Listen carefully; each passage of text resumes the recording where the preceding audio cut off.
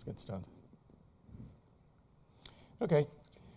Good afternoon, gentlemen. No ladies around. We have the ladies on the panel to support us, but this very late hour, I think we might as well get started. We're still hoping that more people will find this room. It's not very easy to find it.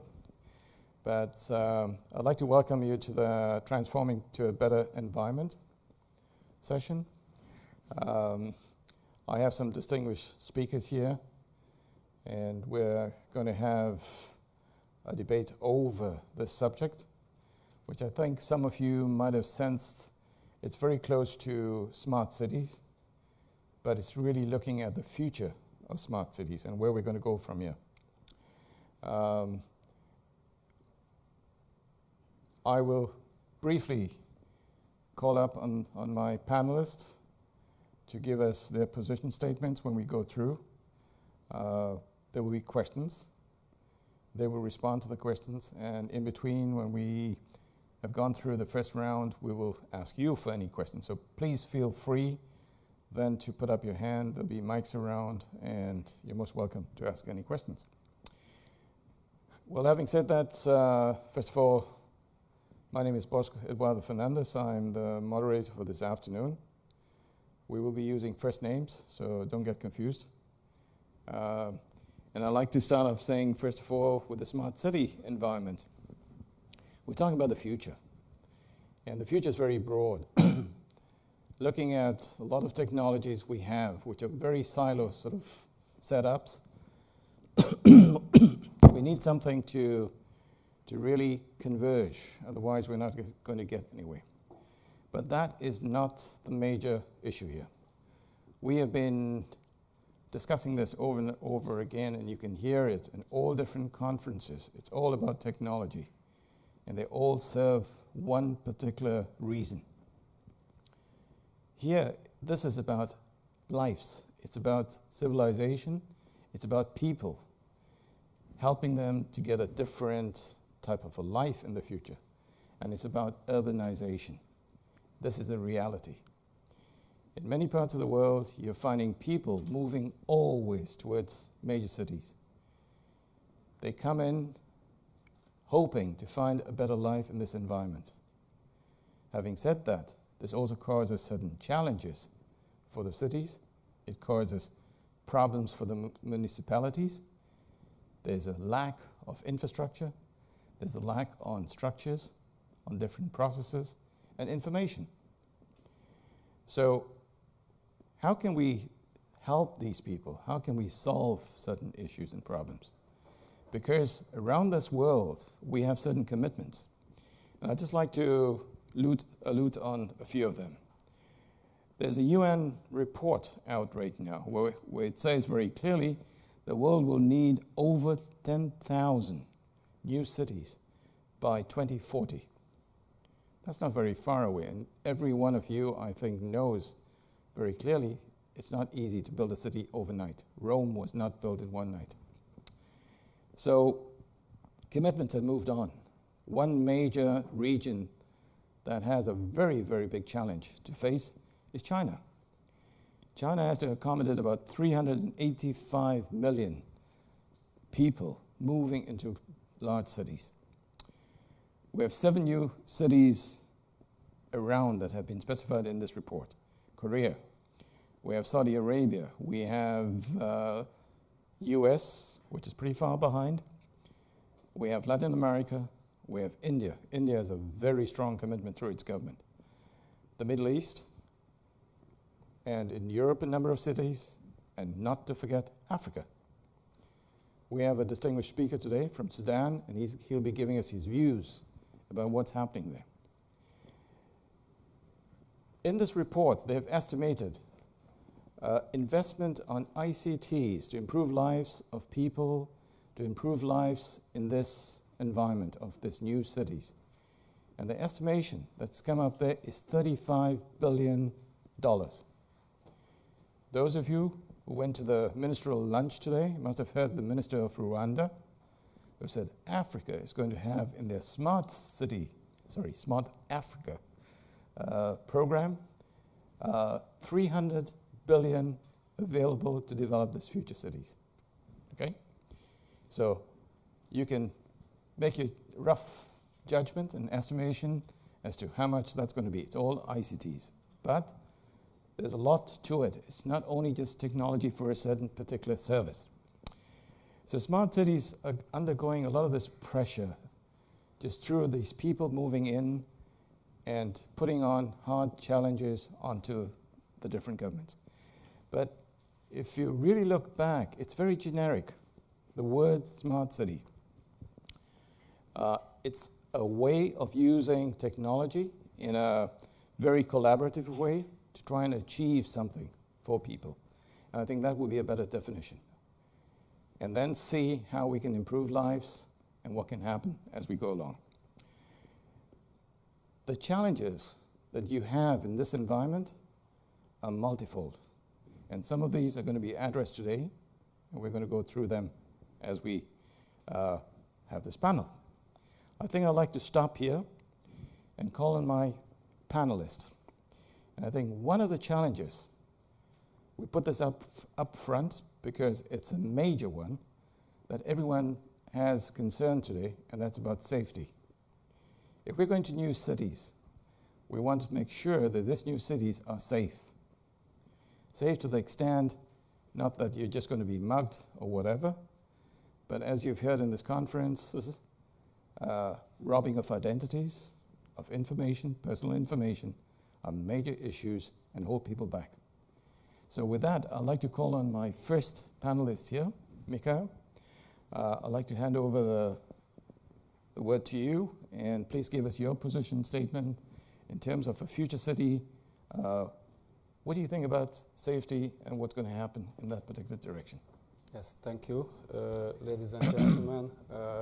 I am very glad to be here for two reasons. First of all, I am rather not an expert in smart city questions, but rather in the security field, which is very important from this point of view as well. I will explain you about that. And secondly, Hungary will be the host for the next year for the conference. So probably that is the reason that I can talk first and not the last. So overcoming the ladies, sorry for that. About the challenges. Nowadays, 3 billion people are using about 7 billion connected devices on the internet. And according to estimatings, those devices in 5 years will be about 55 billion, which will be connected. And from them, at least 10 billion will be mobile devices. Of course, we are talking about also smart solutions, smart cities, and obviously those devices will be also included. And already everybody knows in this sector that the communication, where we see the communication nowadays between human beings or human and machines, we will see also the communication between machines, and this will be probably also in majority. The network connected devices will be able also to communicate in a way that they can also change their communication according to the different circumstances. And this exchange of information will also produce a huge number of data, which is already nowadays a big problem, where we cannot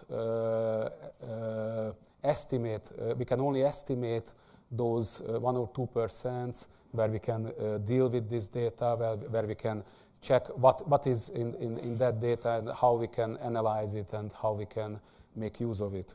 The government started, and they are also using tools and applications, solutions for e-government.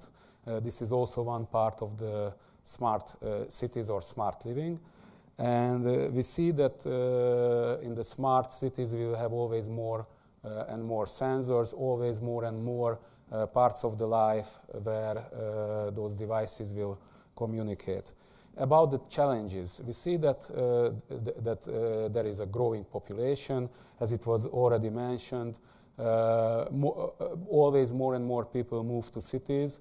Nowadays, more than half of the population of the Earth is living in cities. Or if you see China, then in the next years, 3 to 4 billion people will move to cities. And as far we have different problems, traffic congestion, we have space problems in the human life, but also in the public field. We have resource management problems, we have the global warming, we have budgetary problems in cities, and we have many other problematics and the aging infrastructure. So therefore, we need solutions in these smart questions. We already have several solutions working everywhere. Everybody is using parking systems, we are using navigation, we are using many other things. We are waiting for smart metering and other things as well.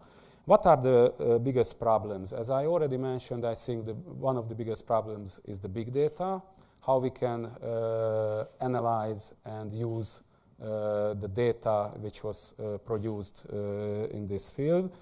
Then this will be a huge risk as well, where we see that the critical infrastructure which works on SCADA systems nowadays, which is very vulnerable and was planned still before the TCP/IP network, those systems will reach even the households, and it will make a very big risk for the future. And to close my introduction, I just want to mention you some patterns. 60% of the devices with human interface now, and it will be, if we will have more and more people using it, those applications, then vulnerabilities will be even higher.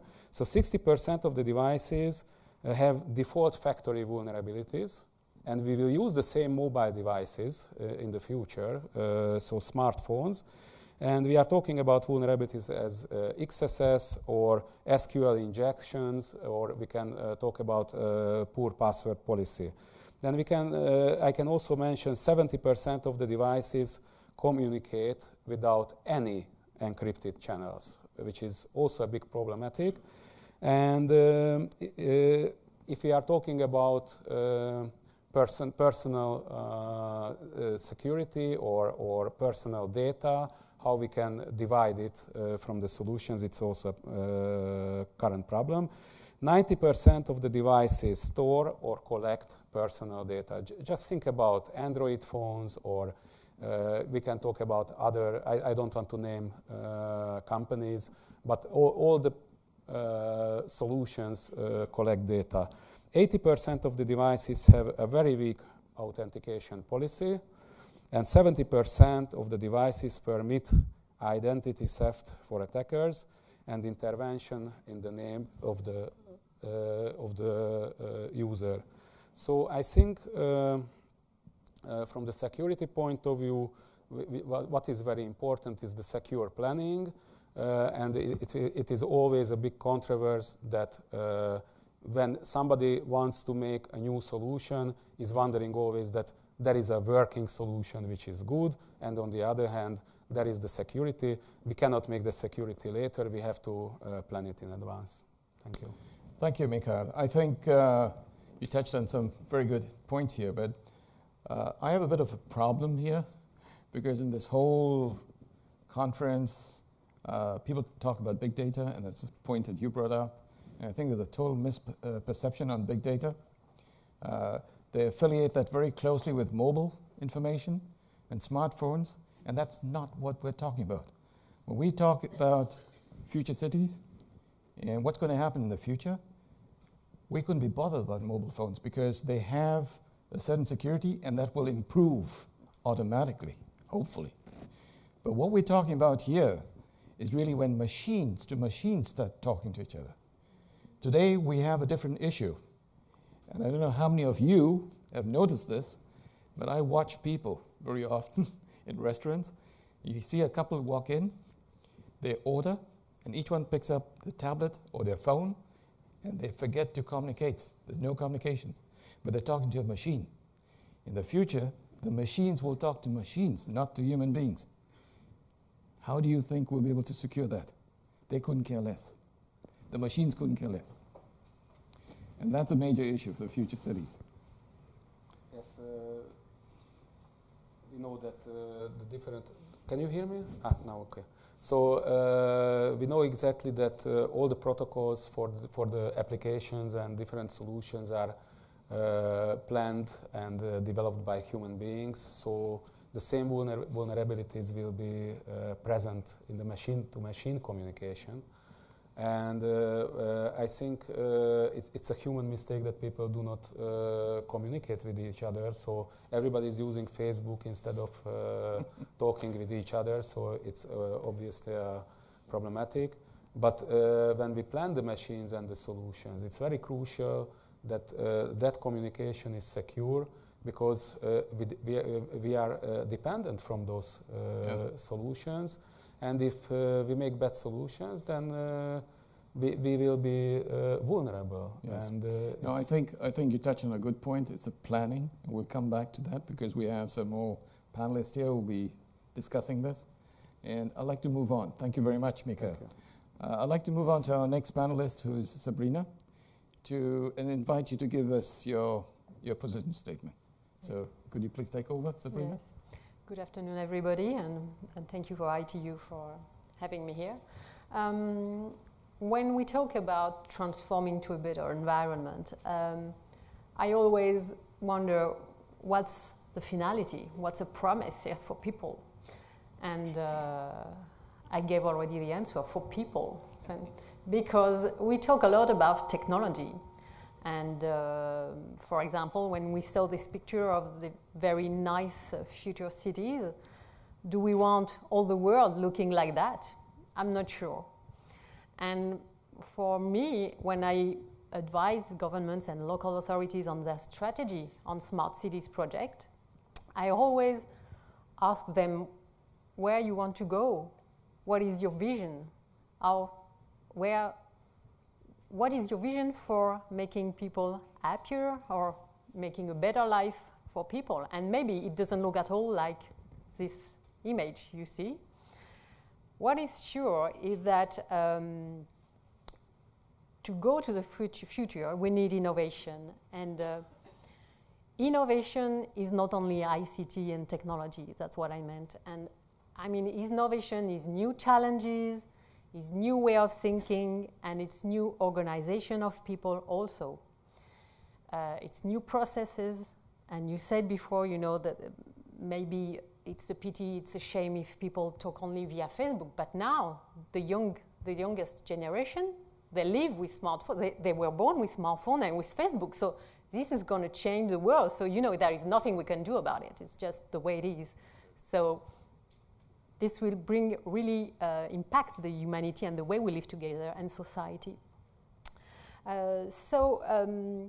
What I would say is whether you know the leaders or the institution, they are not here to make cities smarter, but they are more here to create the conditions for smart cities and smart ideas to be able to thrive and succeed wherever they are and whatever occurs. So that's because we have a new chance here with smart cities and technology, which is wonderful for if we use it in the right way. You know, some of the experts in strategy in the world, they call it the third industrial revolution. We had an industrial revolution. This is a new one, but we have to take a chance to make it, to make it properly and to have it, to do the right thing for the people. And the objective, the finality, and the promise, it's for a better life. Well, thank you, Sabrina. I like the couple of points that you brought up there. One thing that was just out of curiosity that I'd like to ask, you mentioned at the beginning you always ask the governments whether they have a vision. Mm-hmm. Did you ever get a reply back from the governments? Or did they just tell you, vote for me in 5 years? That's my job, you see. They say something, and from that, you know, I'm supposed to transfer it into a real vision. You Vote know. for everyone in the next 5 years. So they express some ideas, some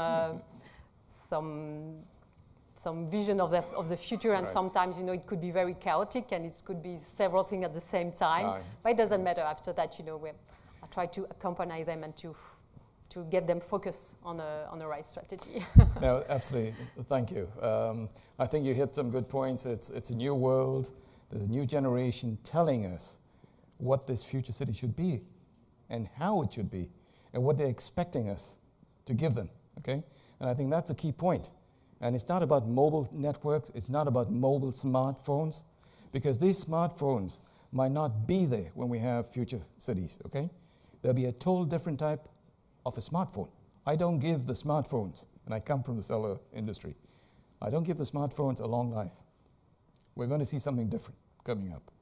And the people that will tell us where this innovation and revolution is going to is part of this new third industrial revolution wave that we're going to be facing that has already started. Thank you, Sabrina, once again. And I'd like to move on to Marie-Paul to give us her position. Yeah, good afternoon, everybody. I'd like just to introduce myself. I'm coming from France, and as you probably know, there is a cultural heritage in France, which is the way of life. So we like good food, you know, we have good weather, we have good health insurance, we have good education systems, and so on. So to me, I mean, this is something that I would like to spread across the world. And I also start with an experience that I had this year. My kids went to China. You know, that's where you have to go these days. That's where things are happening, and that's where you have the big cities. And I went to visit, and when I first arrived and I got out of the airport, I had to rush and go and buy a mask. The air quality index was 750. Who knows what is air quality index? Okay. Do you know how much it is here in Doha today? It's 100. And so the World Health Organization is saying this air quality index is a worldwide index. It measures, I think, 6 particles or something like that. And the World Health Organization says that 150 is unhealthy, 300 it's hazardous. Beijing was 750. So that's where I realized that smart cities, technology, and so on, this is getting urgent. I mean, we need to fight this pollution. And these cities are just growing and growing. I mean, as Bosco mentioned, there are more and more cities every day. And people are just moving, you know, every day to these cities. I think there are like 58% of the world population living in cities. It's like 80% in the US already. So all the developing countries are moving this model full speed. And they have good reasons for that. I mean, of course, in cities, you know, you're supposed to get closer to education, to culture, to healthcare, to many things. And we would like this to be a good environment. But there's lots of things to fight against to make that, you know, a good environment. And of course, there are, you know, government infrastructure, transportation, energy, water, which is, you know, critical everywhere. There are also all the cultural, you know, aspects and so on. So there's a whole list, you know, that I think this list is even longer here on the slide here. And so that's lots of work for the cities that have to just deal with growing. That's also lots of expertise that is required that they don't necessarily have. That's lots of budget to deal with. And these past few years, everybody has been talking a bit about smart cities, but it's still very slow to progress. And so how we experience, you know, more and more projects with smart cities, and I can come back to that with a few examples. What we see is that today there are lots of silo projects. The market is very fragmented. There are lots of different objects, you know, in these different type of domains that we've talked about. They all deal with different protocols, different data format, different access model, And most of the time, they are being sold by a whole bunch of different vendors. The applications may come from the same vendors, sometimes from other vendors. And so overall, it's a whole bunch of silos. Silos make it very complicated to deploy, very expensive to deploy. We talked about security. It makes it very complicated to secure, and also very complicated to adopt, because people have to deal with different tools, different environment, different user interface, and so on. So what we really recommend to cities is to try to federate, is to come up with more converged type of platforms, to have things more like cloud-based, to be able to deal better with architecture of the platform, converge a bit, the different access models and so on, converge the data analysis, the data analytics, provide secure access gateway, open up environments, allow ecosystems, put in place new business model. There are, I think, I forgot if it's Gartner or IDC, but one of them said that by 2017, I think, so very soon, 50% of Internet of Things applications will be coming from startups, which are less than 3 years. So we all know that innovation, creativity, applications come from small companies, startup companies, and so on. For these companies to have access to this data, to this technology, we need to put in place this type of cloud environment, secure cloud environment, to enable these applications to be developed and to be used to access all the different people. So I think that the main challenge is really to get the cities to realize that the big cities, especially the big cities, they have no choice but put in place this kind of plan very urgently to deal with the transportation that today is definitely not efficient, to deal with energy and so on, to fight this pollution that we have in the big cities, and to provide an infrastructure so that people can start to live in cities and not just survive. And I think with that, we could really learn from each other's experience, bring the best people, and also allow users to create these applications that they need. And this could become a better world. What I frankly hope as well is that with all the technology we can provide today, people realize that they don't necessarily need to live in a big city, and they go back to the countries. Okay, thank you very much, Marie-Paule. I was just wondering, I think you brought up some very good points, but in terms of the silo setup, I think the major challenge there is really the integration of all of this, and even more. And that calls actually for partnerships, for governments to work very closely with the industry, but also to work very closely with the people. And this is something we lack. If we look at the visionary leaders forum that we went through 2 days ago, and they were talking about, I still recall the generation Re, and the generation Re is actually the generation that should be talking to the government and talking to regulators, but not to operators, okay? And those are the people that are really going to tell us how this world is going to look like. So if you agree with me, I think what I picked out of your message was more the integration. Planning and integration and how you put it all together. Right. So exactly what I wanted to bounce back is on your security issue. Yes. And again, I think everybody acknowledged that, and one of these analysts also said that by 2020 or something like that, 90% of the Internet of Things data will be in the cloud and will be in a secure cloud of a service provider. And so that's one key element. Then you can open up, the data in a secure manner with different profile policies and so on, to application provider, to users and so on. But the federation is very critical, and that's probably one of the reasons why, these things didn't take off so rapidly, because it was very fragmented. And so we worked very closely with standard bodies. So ETSI started that work. with the Etsy machine-to-machine, Yes. to try to find common ground, among these different device protocols and so on, and information models. And we put together this release 1 specification, which defined, the use cases, the architecture, and then the interfaces. And then we realized that other standard bodies were doing the same. So then we created this one machine-to-machine standard, like partnership projects, which kind of carried that further and now has released its own specification. And these are being adopted. They are being adopted by device vendors, they are being adopted by service providers, and of course they deliver more integrated solutions and data models for the application provider.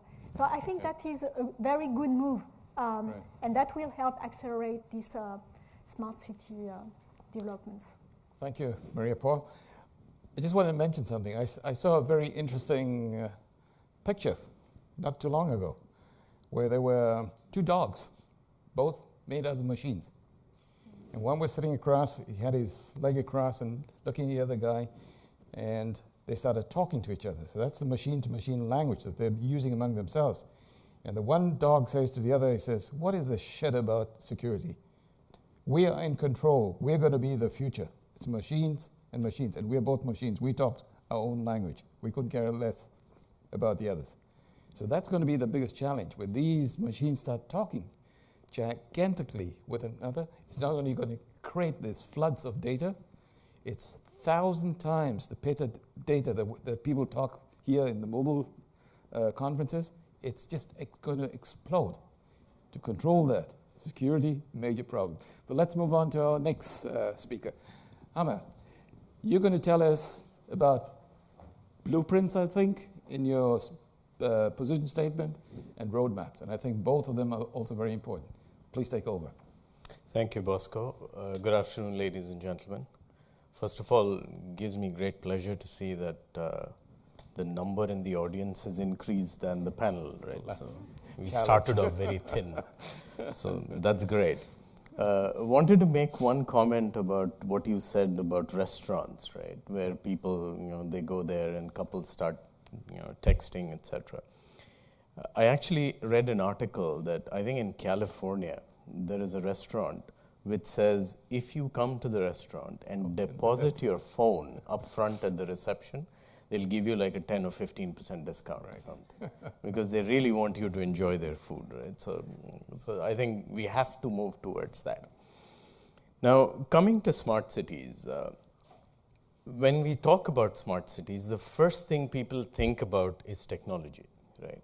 And they think smart city is all about technology. And my view is that technology is actually just an enabler to all of the services that are out there, right? So technology shouldn't be, an in-your-face kind of a thing in smart cities. And that's where I think the early planning comes into the picture, right? So if you look at the traditional way cities were planned or smaller new townships were planned, the entire work, the construction and everything is completed, and then the IT guys are called over and said, okay, now come do your magic, right? My view is that's not the way the future smart cities will be, right? Your master planners don't build a city and then say, okay, now let me think about how to do plumbing in the city, right? This is digital plumbing. So you have to start planning for it at an early stage, right? And that's where the concept of blueprints and digital master plans come into effect.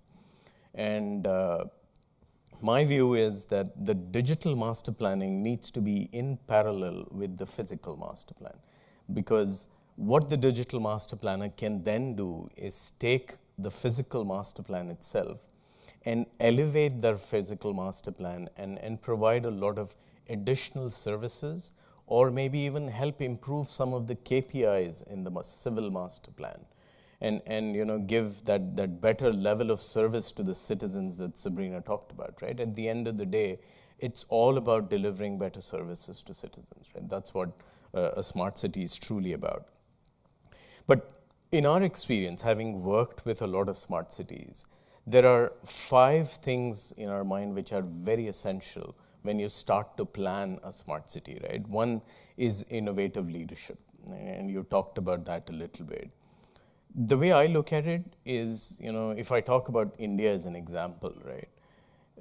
The central government, the main body, the prime minister standing up there and talking about smart cities is not going to help, right? It has to trickle down to the people who are actually running that smart city or running that city, right? So that leadership has to go down to that level. And that is one of the first things that smart city evangelists have to do. How do you make sure that people who are involved at the local level are able to understand what are the features of a smart city? How does it benefit them? How do you use those features, services, solutions, what have you, to make sure that the quality of life for people who are living in that city is improved, right? The second thing that is important is the adoption of global open standards, right? And that's one thing that boggles my mind when I travel to various places and see how technology or terminology rather is different from one place to another, right? If you go to a doctor today, I can go to a French doctor who doesn't speak Hindi, and he can point to an X-ray and say that is the heart, right? The heart is not going to be different in India versus France, right? But if you look at the way cities are managed today, the terminologies are so different. When you look at governance, when you look at any aspect of the city, the way you refer to one process in one city is very different from a city which is maybe just 30, 35 kilometers apart from it. So that is one of the most important things that we are also trying to drive as a company, which is how do you make sure there are global open standards for everything you do in a smart city, right? The third thing is public-private partnership. Because if you talk of smart cities, no government in the world has enough money to do a smart city on their own, right? You have to have private partnerships. You have to have private players come in and play a very important role in that, right? In a lot of democracies, large democracies, PPPs, as public-private partnerships are called, are also known as perennial policy paralysis, right? Because you go there and you just cannot move anything because, the governments take a long time to do things, right? So the government needs to realize that and say, if you have to invite private players, then how do you make sure that things get easier for them to do things, right? That's an important aspect.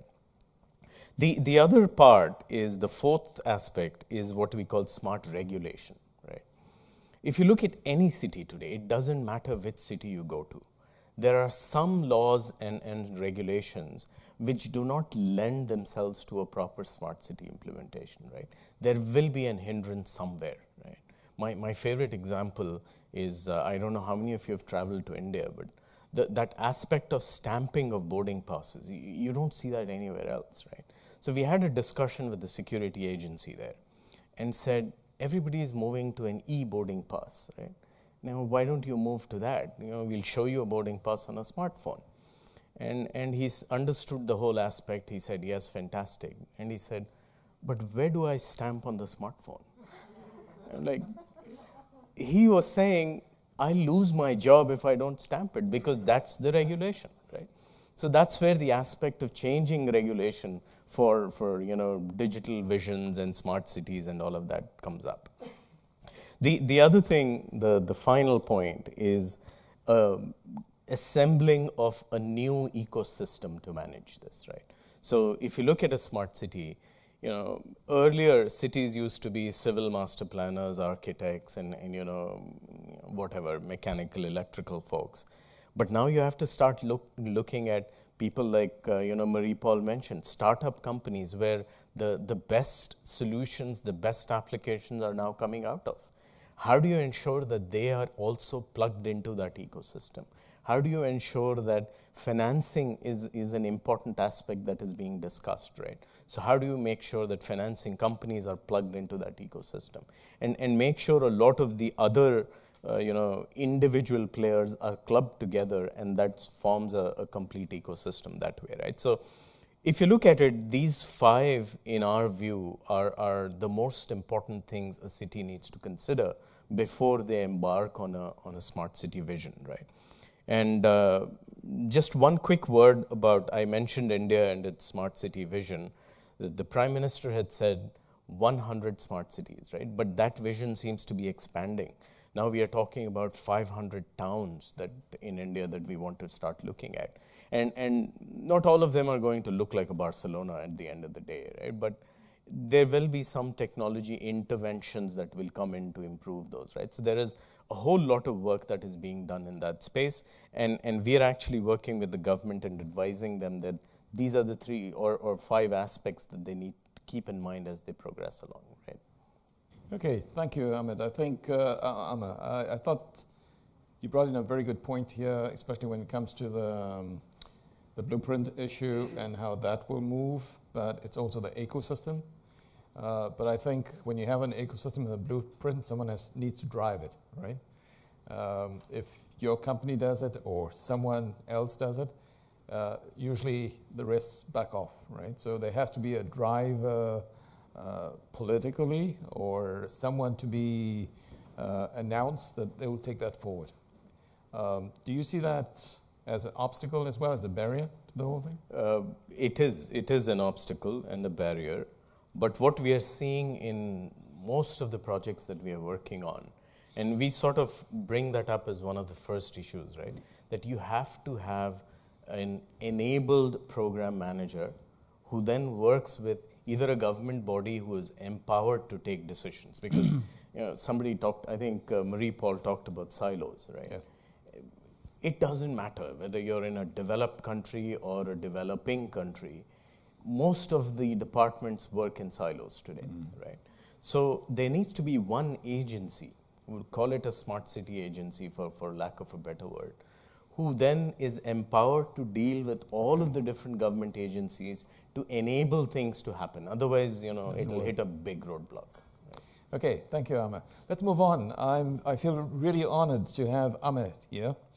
Ahmed has been very active in smart cities. He's I would almost call him, I called him before a pioneer, one of the pioneers in this region, but he was not very happy with that. He has a lot of experience with smart cities. And I think in his particular case, I feel really happy to have him here because Sudan, everyone sees Sudan as something small. No one was really interested in Sudan for a long time. But I think if you have a pioneer like Ahmed, people will look at your experience and the lessons learned there. So please share your experiences with us. Okay. Thank you. Thank you, Mr. President. And thanks to the ITU for giving us this opportunity to participate in this smart discussion. And it is my pleasure to speak to you, distinguished guests, and thank again to all of you for this increasing number of participants. As mentioned in our CV, Gaddarif Digital City. Digital City means a smart city. Gaddarif Digital City is part of the telecenter movement, where more than 80,000 registered telecenter and 76 national networks and 6 regional telecenters and in 52 countries are sharing knowledge, experience, and best practices to develop or to use or to utilize ICT for community development.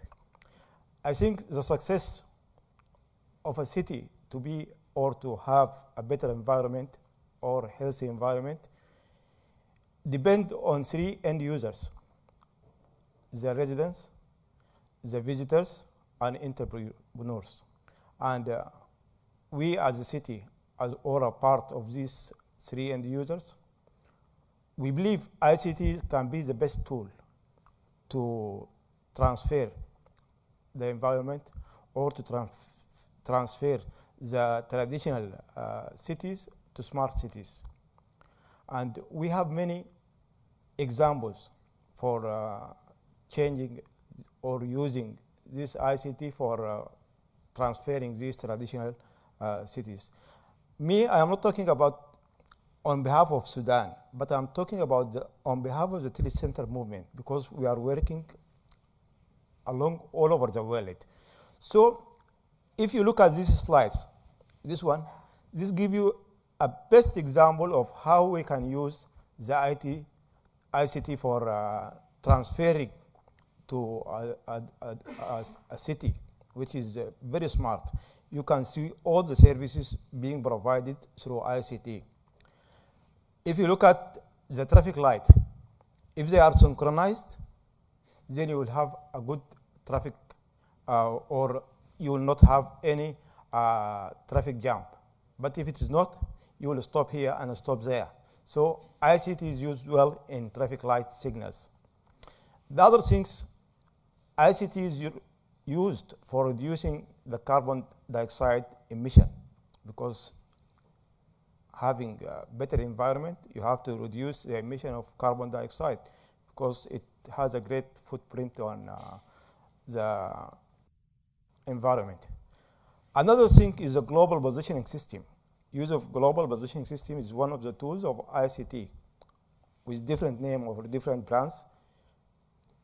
This global positioning system, like TomTom, it directs you or track the roads. It shows you where to go. It shows you where are those nearest parking. And even there is a rain or fog or something like that, they ask you to reduce your speed.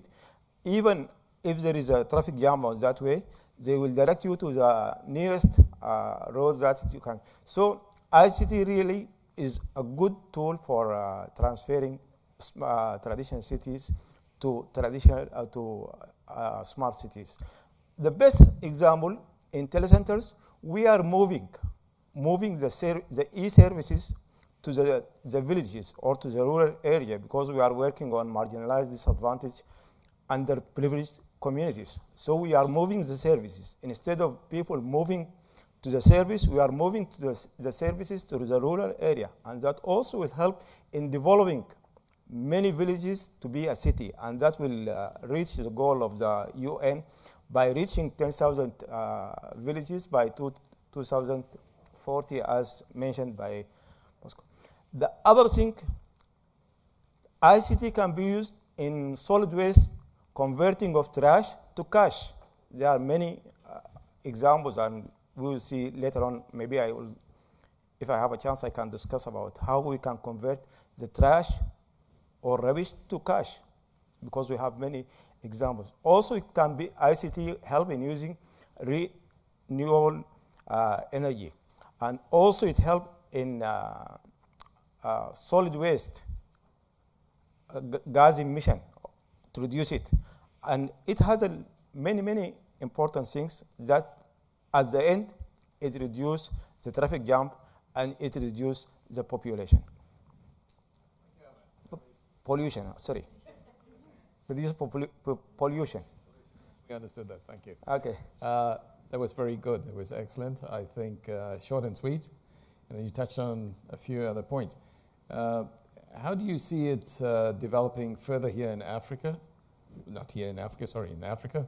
And do you think you'll be able to influence some of the work you're doing with them, or help them with your experiences?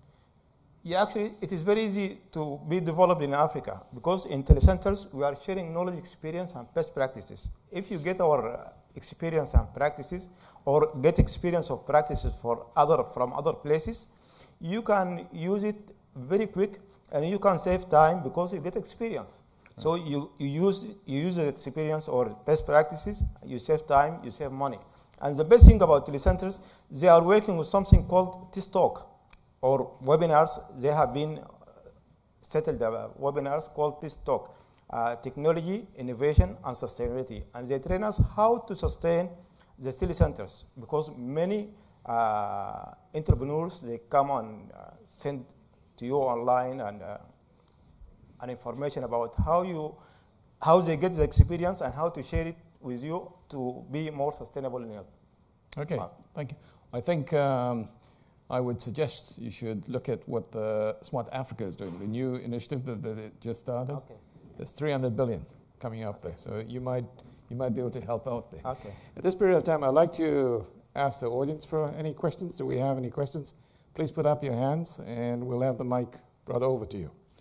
There's one over here in the middle. Thank you. Steve Barr, Keysight Global. It's not so much a question, it's an observation. When I was doing a startup last year and trying to deal with municipalities, one of the biggest issues was that if you're a startup, the length of time that it takes to deal with a municipality in helping them with smart technology actually means that you could probably die before you get the technology in. And the second thing is that there's, at least in the US, and I'm sure it's the same in other countries, the issue of the purchasing process that's there says that you have to be an established supplier. So the innovation that you're trying to get into the market is actually a major problem. And I wonder whether you've seen that, or if it should be included in one of the 5 items on your list. Barry Powell, well, that's a very valid point. Let him go first. That's a very valid point, and I completely agree with you there. That's why what we are doing as a large company who has a play with the government, we're trying to see if we can bring some of those smaller players together along with us, so we can take some of those innovations to some of these larger government players, right? You talked about procurement problems. The other procurement issue is also what is called the lowest cost thing, right? That kills some innovations, right? And as countries are moving towards implementing smart cities, when I spoke about smart regulation, those are some of the things that we are talking to them about on how to change these process of procurements. And to your point on the startup issue, I don't think that will be addressed very quickly. But my suggestion for startups would be to see if they can partner with some of the larger players and try and push their innovation through them. Right? That would be a shorter way, and you can see results before you die for sure. Right? Yeah. You want to carry on? You want to comment, Marie? Actually, I would like to comment on that. Because my recommendation to the city is not to take ownership of the whole thing. It's not going to work. I mean, they don't have the expertise, they don't have the money, it's just too complicated and so on. They should be the enabler. So they provide the platform, they don't even need to take care of the platform. They can subcontract that to somebody that knows about that, taking care of clouds and secure clouds and so on. And they provide the service. The service is, connecting devices to their cloud and also exposing data to application provider. And so as a startup, you don't have to deal with, all this cycle that you're talking about, with government, with, purchasing departments and so on. You just connect to the platform and you kind of use the service. It's a new business model. So they sell the service and you access the data, you provide your application, and then you sell your application. Mm-hmm. So it's a totally different model. I think we really need to move the smart cities from silo to full ownership to open ecosystem. And the open ecosystem, I think, will work if these platforms are in place with open southbound interface and open northbound interface, and business model with monetization for the 2 layers. And I think that will really open up, innovation. Yeah. So we have 2 good comments, or 2 good points here. I'd just like to add on one more before I hand over the word to Bob. In some cases, at least what I've seen and experienced, at least in Europe, we're very fortunate that we have very good funded research projects.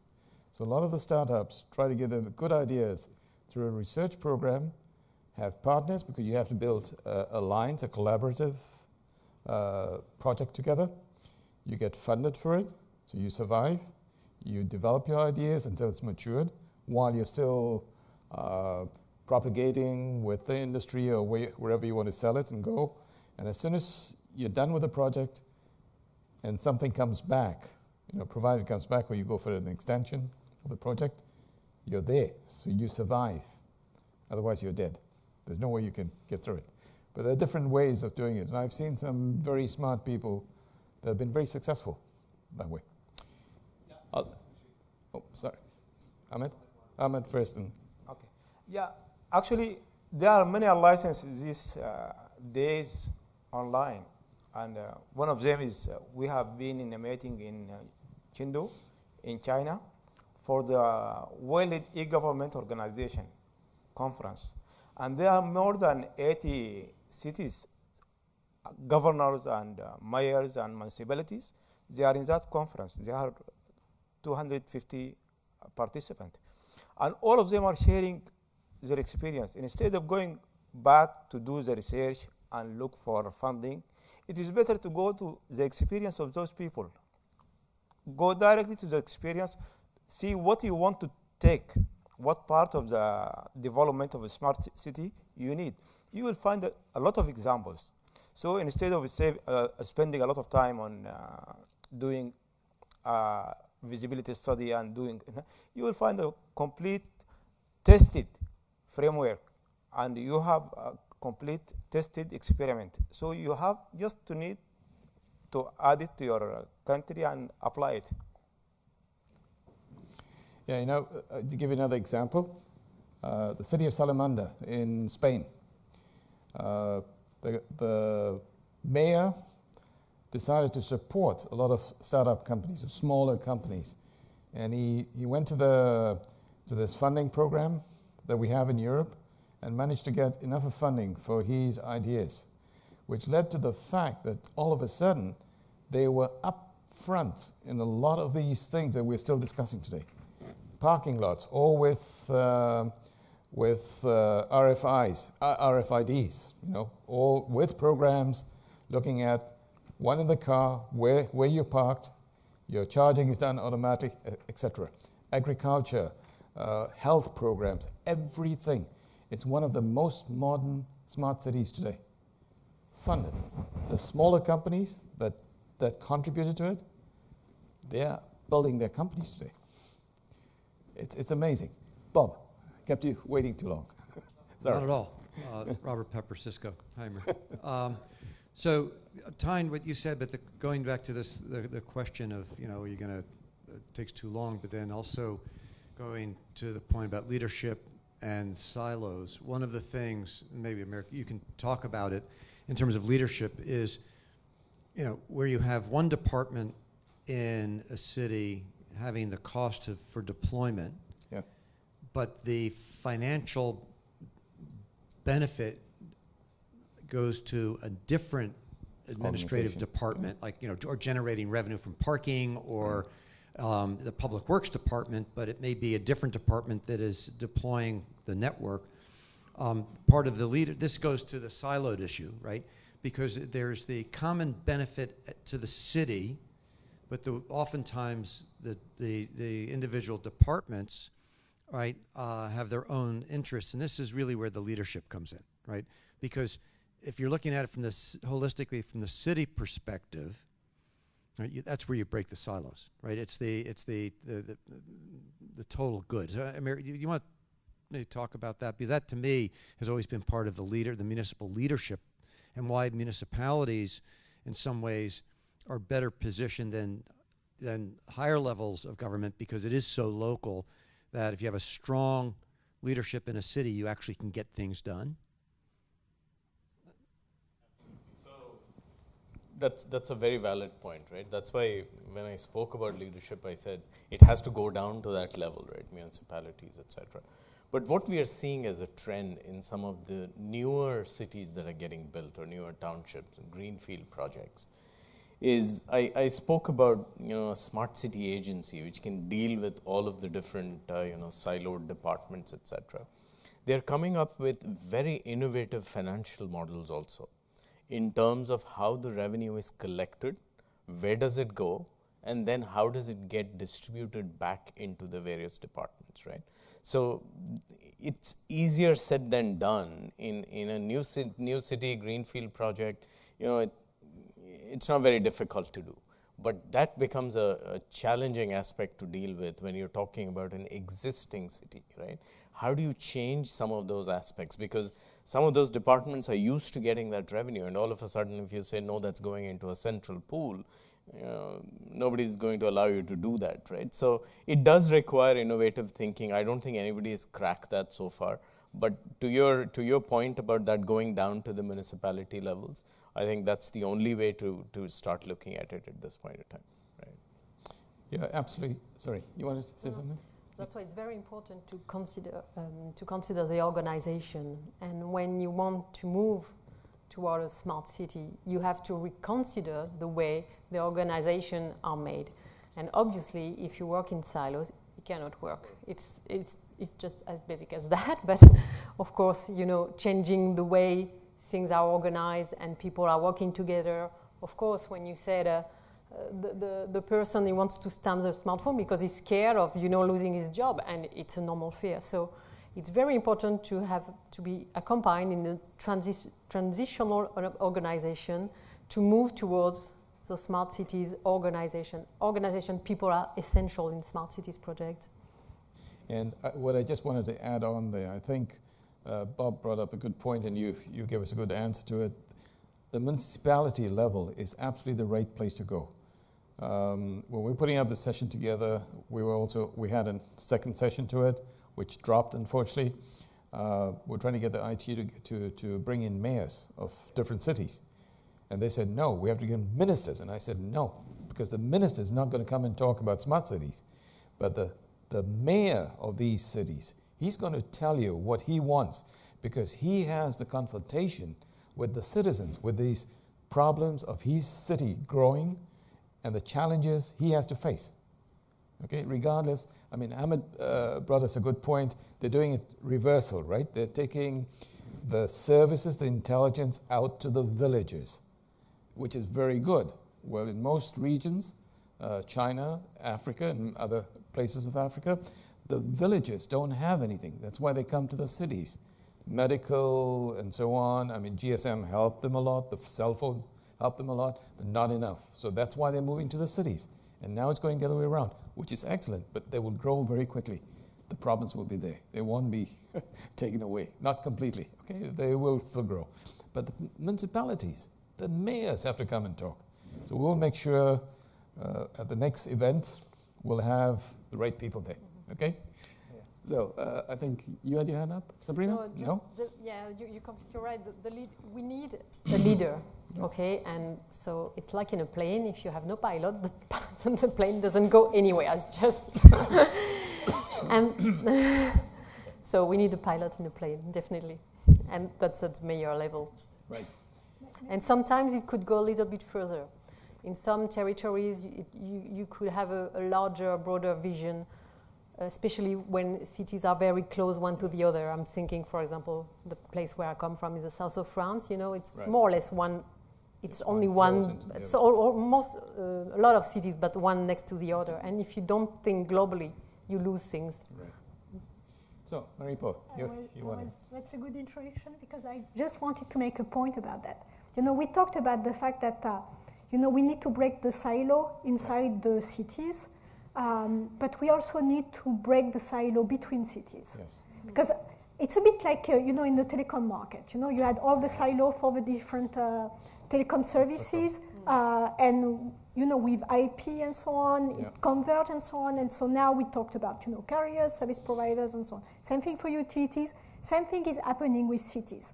And for some, more and more services, actually, when it comes to energy, transportation, and so on, it's not just a city question. It's a cross-city question. And to give an example, we had a project with a large utility provider. And energy, you know, you cannot store energy. So it's all about predictions. And when they do predictions on the whole year of data. Previous data. So we did that with a national utility provider, all the smart meters and so on. We had 300,000 terabytes of data, real-time data to analyze, to predict the next day. And so you need to have all the data to predict the next day. Right. And you need to balance, you know, what's going to be the need in this city, in the mountain, in this city, you know, in the plain, and this city in the south. And for these people, this enterprise, this household, and so on, they need to predict all of that to distribute for the next day. It's very complex. Yes. And so that's why, you know, we need to have this kind of cloud, which is not just at the city level, but which is also, you know, national, And, you know, it will become international. I mean, we need these clouds to talk to each other. We'll come back to the clouds. Thank you very much, because we have a security person there. But let's give the word to Ahmed first. Actually, I want to add another advantage of using ICT in developing smart cities. Maybe all of you know about carbon footprint. It is a greenhouse emitted, and it is calculated per ton. So a good example, let us talk about IGNOU University in India and Indira Gandhi Open National University in India. This university, they have 3,500,000 students in 40 countries. You can imagine if all these students are staying in India, or they are in the small campus I have seen, how much carbon dioxide will be emitted, how much traffic jam will happen, how much congestions will happen. All these things are reduced by using ICT in distance learning courses. So this is one of the benefits of using ICT. Another example, we have been in WISIS 2012, the World Summit of Information Society in Geneva. And I used to participate in the open consultation conferences. And we are certified participants at that level on the online conference. You know, we are the certified, but maybe out of 35, there are only 12 or 13. We save 17,000 kilo of carbon dioxide, and we save a lot of money because we are supposed to be traveling and we save money. We save a distance. That means we save time. We save more than 100, I think, 18,000 kilometers. So it is a good value for ICT to be reduce the carbon dioxide emitting. Another example, this conference, it is almost 3.5 million also. How much carbon dioxide will be added from this conference to the environment? But in all cases, we are calculating how much benefit we will get from the physical meeting, not on online meeting, because this is something concerned with telecom, and it is something like business and non-business. But in all cases, ICT will save a lot of time, save a lot of money, save a lot of carbon dioxide that be added to the environment. Thank you, Ahmed. So I wanted to come back to the security issue. Now, as Marie told us, clouds very important. There'll be a solution, a way forward. It's a suggestion how to do it. Clouds today are very insecure, or at least there's no trust from the user yet. It will come. I'm pretty certain it will happen. It's been always that way. People are a bit backward, and then after they get used to it, then they have some experience, then they accept it. But today, there is still a big hesitance to use clouds. I mean, I take out a lot of pictures when I travel in them, but I don't put them up on the cloud. I mean, I might be the old-fashioned person, right? People asked me to join Facebook. I said no, but I have other reasons why I'm not joining Facebook. But in terms of clouds now, and clouds solving some of these problems, how do you see this challenge towards you or yourself finding a solution? Because there's a very aggressive roadmap in Europe, 2030, to get some of the smart cities in place. I think Budapest is one of them. Yes. So can you imagine what's going to come towards you? From point of security, I have a very strict opinion about the cloud as well.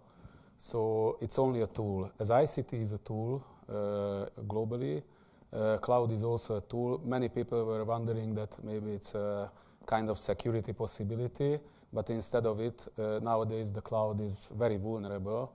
I don't know if you know, about 50% of the cloud providers can lose the data without any outer influence. in a way that they can never restore it again. So it's a very big problem. And I think beside this technical question, the other question is how and where do we store our data? So who wants to store the data, let's say as a mayor, somewhere in the iOS cloud or in the Google cloud or any kind of other clouds, especially if they are abroad, so not in the home country. So I think in the cloud providers business, there will be a solution sooner or later. The private cloud is a very positive thing, especially if the continuity and integrity can be achieved, especially if there are technically also solutions that it's not breaking down, the data cannot be lost, or at least there is redundant possibilities. So this is very crucial. But beside the cloud, I have other element, I think, which is very important. If we are talking about politicians or mayors, they are also a different line of politicians. A lot of things depend on the person, how far he is positive towards ICT or towards certain things. So and the problem is that the vast majority of decision makers are digitally analphabets, where they say, okay, I don't want to use secured emails, I don't want to use security in telecommunications. Everybody can read my emails because it's not so interesting. I can accept it. But the problem is that if they do not understand the core elements, then they don't want to have new solutions, and they will hinder everything. And it's a hindering also of the startup solutions.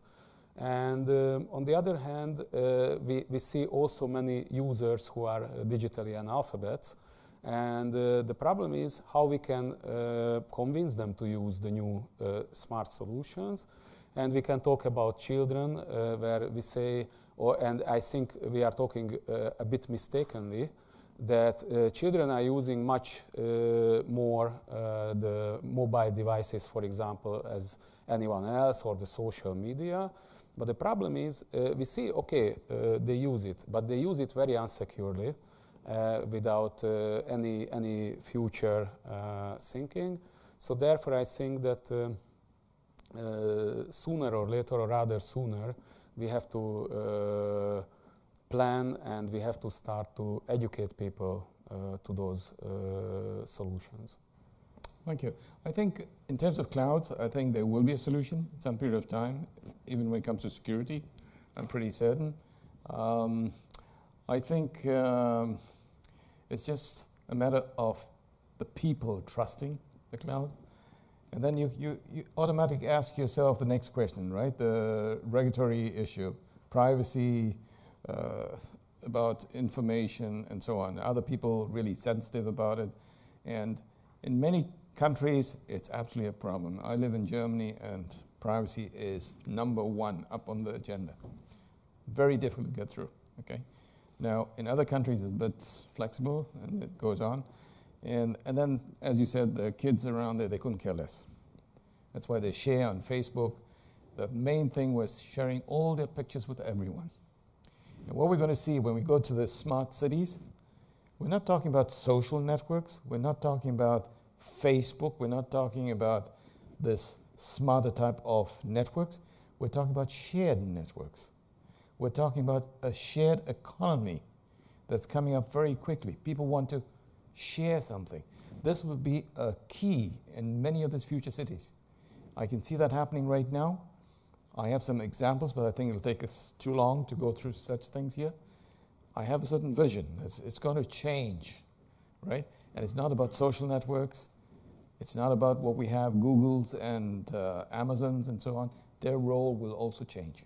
So we're moving a total different world. Amit, you want to add on? I think the big change will be machine talk. And actually it started, but maybe we didn't realize the fact that, for example, the big stores, and they have a network, they have a software that asks them wherever the stock of a certain item is going below 25%, for example, send the message to the headquarter computer, telling them that it's a machine-to-machine talk. No one is influencing it. The other example I heard about in some customers in USA, they have the refrigerators. It is connected to the stores or to the grocery stores. Sometimes if your level in your refrigerators is going below something, it will inform the customer, and you have your credit card there, and it will immediately deliver the items to your house. So this is a machine-to-machine talk. It already started, but it will be more influenced. The data cloud, or the cloud computing, not data cloud. The cloud computing will be the best tool in the next few years, because, for example, we are developing a software. It is called Easy Farmers, to connect even illiterate farmers to know the prices and to know the fertilizer application, to know many services. We are developing this project with a cloud computing with Raising Floor and University of Wisconsin in USA. So data cloud computing will be the most effective tool for also converting traditional cities where you have poor people to smart cities. Okay, I absolutely agree with you, and I think we'll see the cloud. I personally predict we'll see the cloud not really very much being used by people, but more by the machine-to-machine capabilities, and it won't worry a lot of people about security. It'll be a different setup altogether. There will be a certain part of personal information, and in those terms, then the person that builds and manages the cloud needs to secure that. Okay, so there will be solutions. But before we go on, we have little time. Can we have a mic? I think Raul, excuse me, Lisa. Okay, she's got the mic, and then Raul at the back. Thank you for the opportunity. I have a question. Sure. Could the panel share some examples of smart cities having been created from the very beginning with joint vision together with a telco? Very good point. Anyone want to take it? I heard about Cyber Jaya in Malaysia. They moved the city from the capital to Cyber Jaya, I think, and this city is completely built as a modern city. There are a couple of examples. If you look at closer to where we are sitting, King Abdullah Economic City in Saudi Arabia, Yes. where they are now working with the local telecom player, Right. who will own all of the services that they're talking about. Right. Another example is Iskandar in Malaysia, where we went in and did the entire blueprint for them, and now they are working with Telecom Malaysia to actually get that implemented, own it, and operate those services, etc. So very good point, but there are quite a few instances out there which work in conjunction with the telecom. Yeah. Absolutely, it does. So I do see there are certain regions, certain areas where you have the telcos being very strongly involved. And in many regions and many countries, I've seen the opposite. Telcos want to get a part of this because they believe they've invested a lot of money in infrastructure and they need to be part of this.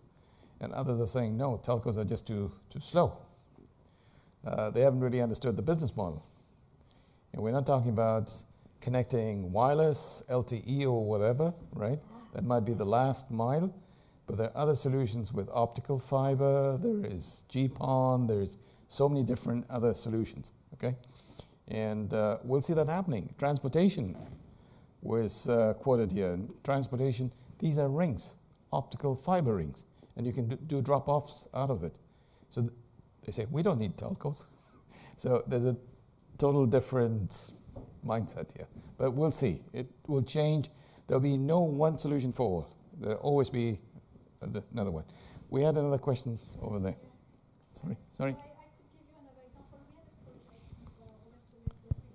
had a project that was with the city of Milano, and there was a consortium with Fiat. And if you look on the internet, if you look at Infomobility, Telecom Italia put together this platform, I was talking about, so a kind of data acquisition, aggregation, presentation with a portal for application provider. And a number of application providers wrote, some application on the open APIs that they provided. So, and Orange is doing some projects as well. There are healthcare projects, and so, yeah. I just wanted, since I have the talk, to come back on the cloud and security, because I don't want people to live with the impression that the cloud is not secure.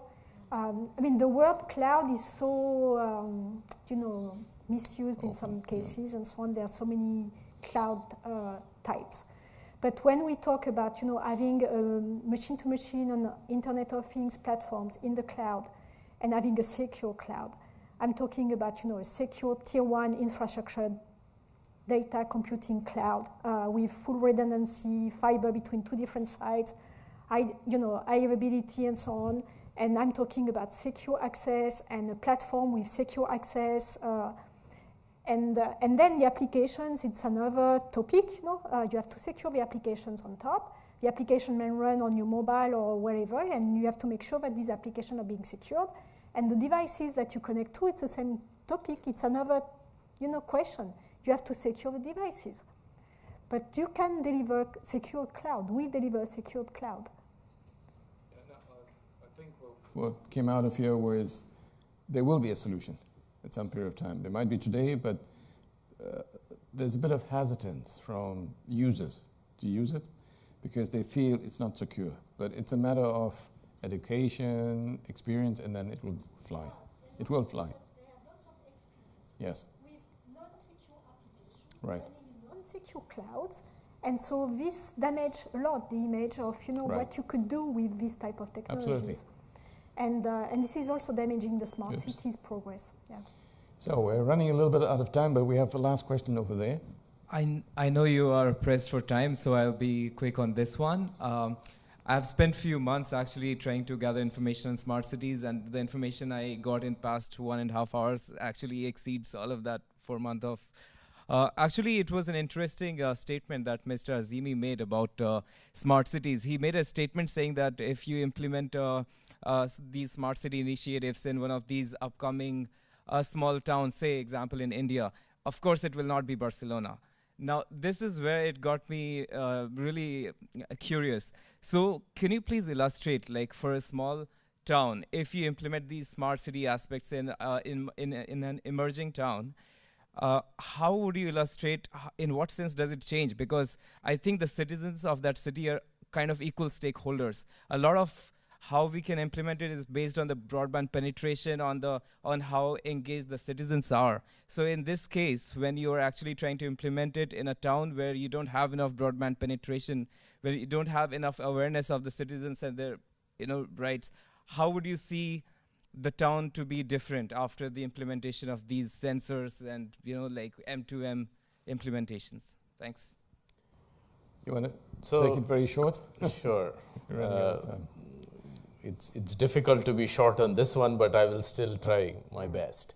What I meant was, if you're taking an existing town and trying to convert it into a smart city, then it will not look like a Barcelona, right? But if you have a new town that's coming up, then sure, you have every opportunity to do everything from ground up. But in the existing towns, especially when you brought up India, the thinking currently is, how do we take some of the most pressing issues for that town, bring in technology intervention, and try and solve those problems? It could be garbage management for one city. It could be traffic for another city, right? So it might not be all of the services implemented in those towns. It might be one or two services. That's why I meant you can't compare it to a Barcelona, right? Okay, I think we're running out of time now. We've gone over time. But before we conclude, I would very much like to throw a question onto all the panelists. You have 30 seconds. You can do it in one word. all of you, each one of you, and we go through. How would you build a future city? What is the major point that you would be looking at? I think that from ICT point of view, we cannot avoid technology, but to make a very secure technology service and system which can be really used by everybody, so everybody is able to use it, not only those who have planned it, but also those who live there. Okay, thank you. Very much technology. Sabrina? I would say I will use the 3 co's. Co-creation for innovation, collaboration, because everybody should be together in the project and with the citizen at the heart. And then I'm cheating on the 3rd one. It's eco-friendly for sustainable development. Right. Thank you. So it's about people. I think that's a very good point. Marie-Paul. Okay, I have the 2 hats. The user and the technology. So on the technology side, we use like 6 S. We sell social, sustain, secure, success, safe, and self. So it would take a bit longer to explain, but basically, you know, it's very close to what Sabrina said. As a user, I would love that the city has no pollution, no traffic jam, and some nice parks. To make a bit of and some environment. green. I would say, you know, I want to say byte by byte, but that's not my final answer. What I will say is it needs to be completely married to, you know, the digital master plan needs to be completely married to the physical master plan, and both of them have to sort of go hand in hand together. The other comment I'll make is cities need to take their time to plan these first rather than jump into an implementation mode, right? So plan it appropriately and then move towards implementation. I think you have to move the service to the villages or to the rural area.